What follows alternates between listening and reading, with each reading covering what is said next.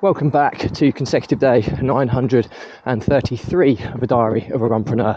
Please remember to give this a like, share, subscribe and a follow, as it is part of a fundraiser to save the lives of children by attempting the ultimate ultramarathon.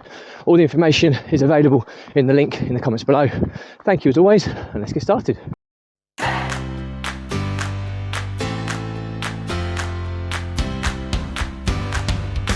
So, consecutive day 933 of a diary of a runpreneur. So the last 24 hours have been pretty manic. I went to the darts yesterday at the Ali Pali to it's like a Christmas night out for the lads basically, and yeah, it was epic on many different levels. Firstly and foremost, it was incredibly long session. I haven't done a long drinking session in a long time, and I certainly wouldn't advocate doing it. We started drinking at about 9:30 a.m. I'm not proud of it, but once in a blue moon, I think let your hair down. And I think I got home at some time about 8:30 at night, after consuming, taking into consideration double measures, I think 18 measures of single measures of gin and tonic over the course of that stretch, which is just a crazy amount of alcohol, especially for somebody who doesn't particularly drink very often. I mean, I might drink once a month probably on average, so I'm not a big drinker. I don't leisurely drink. I drink when I'm on a social, and that's probably the only time I do drink. And when you try and let your hair down and have a blast off competing is the wrong word, keeping up with some of the guys that are, weekly regular drinkers, that putting pints back like it's no issue, inevitably it ends pretty badly for the inexperienced alcohol consumer like myself. And I think that was the issue really. I was keeping up with people who drink far more than me, and it ended not particularly well.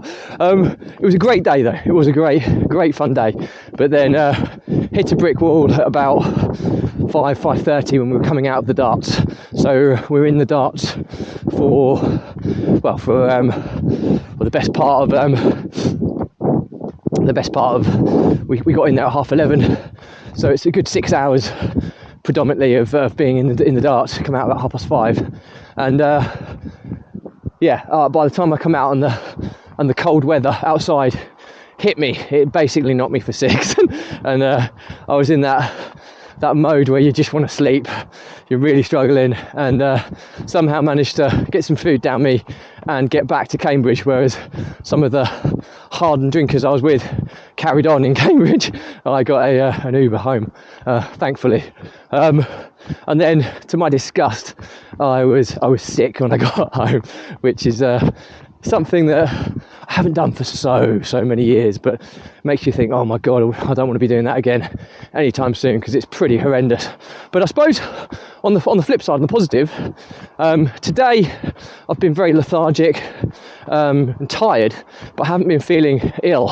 I think it's because of being sick the night before. I managed to probably get a lot of the badness out of me, and as a result, today hasn't been as hard a graft as I thought it was going to be, and especially running, on a hangover. I've been running before where it's just been horrendous on a hangover, and I wouldn't really say today is one of those moments.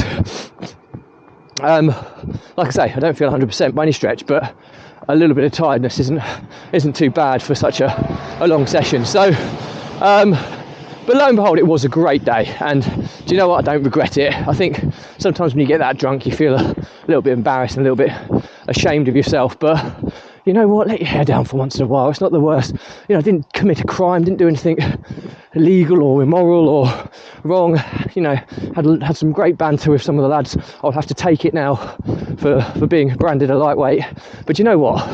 To consume 18 single measures of gin and tonic over a period of 11 hours, well, in actual fact, it's probably more like, but taking into account that probably didn't drink much after 5:30, so probably more like 8 hours that's some going. That's a couple of gins and tonics every hour consistently throughout the day. It's not that much of a lightweight, really. And you know what? I wouldn't be proud of being able to drink huge volumes anyway, because it would show that my lifestyle, I was kind of conditioned to that, which is certainly something I don't want to be known for.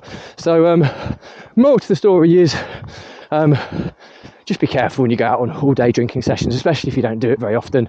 It doesn't always end well. I was fortunate enough to be with people who made sure I got home and I was able to get home okay and all that side of things, because you hear stories about people getting too drunk and then not being able to get home, and all sorts of horrible things kind of can happen. So more to the story is just be mindful of the risks associated with long drinking sessions, especially if you're not experienced in doing so. Make sure you're responsible people, make sure loved ones are kind of aware of where your whereabouts, so that if you're not home at any particular time, someone can come and get you, for example. Me and my wife, we track each other on our phones, my kids do as well, and my parents as well. So if anything ever happened to one of us, we'd be easily trackable, and providing we hadn't lost our phone or smartwatch, to be able to be picked up and taken back to safety, because it is dangerous and it's not good for your health. And my liver took an absolute hammering, and it's something that I won't be doing. I'll be drinking far more responsibly in future. But anyway, that's it for me today. Any questions or comments, drop me a line. I'll respond to everyone. Do please give this a subscribe, share, like, comment, as it is part of a fundraiser to save the lives of children by attempting the ultimate ultra marathon. And to be quite frank, the more people we get in front of, the more money we raise. Thank you, as always. Stay positive, stay happy, and I'll see you again tomorrow.